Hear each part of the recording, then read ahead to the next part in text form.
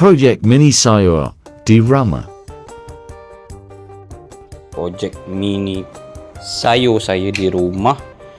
Untuk projek kali ni, bahan-bahan diperlukan macam dalam video saya itulah. Boleh kita dapatkan span.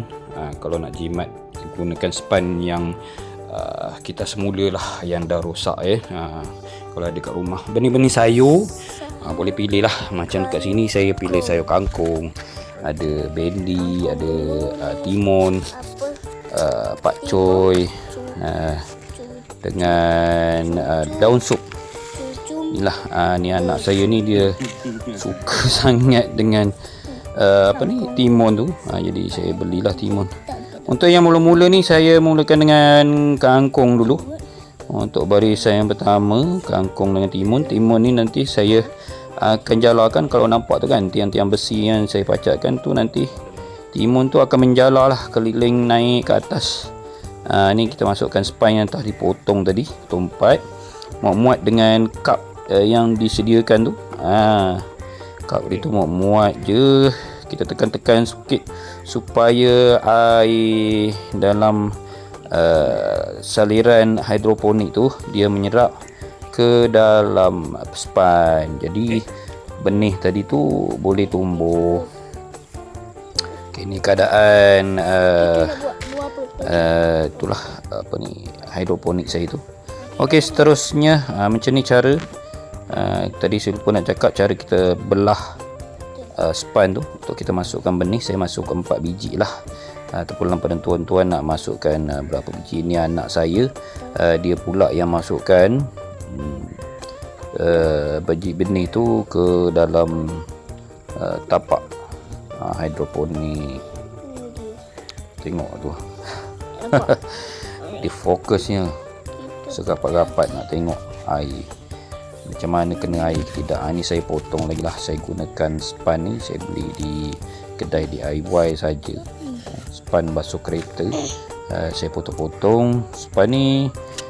Kalau dah teruk sangat, nanti akar dia akan tumbuh. Bila teruk sangat, kita boleh buang dan ganti yang baru. Macam saya kata tadi, apa-apa span pun boleh.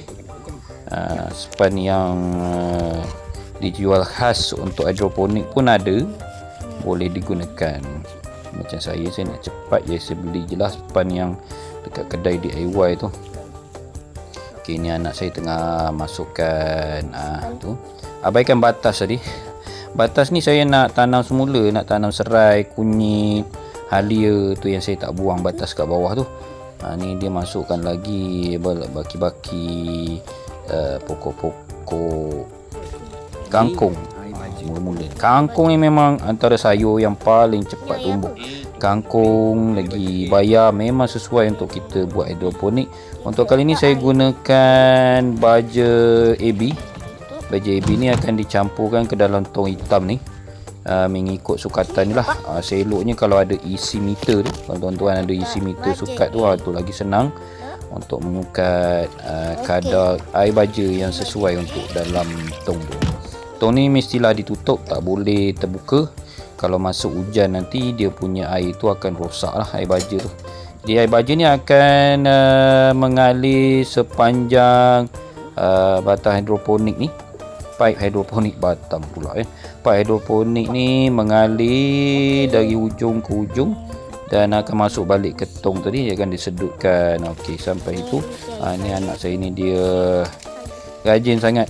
Tadi tak nak ambil kursi, bila dah nak siap barulah dia nak ambil kursi.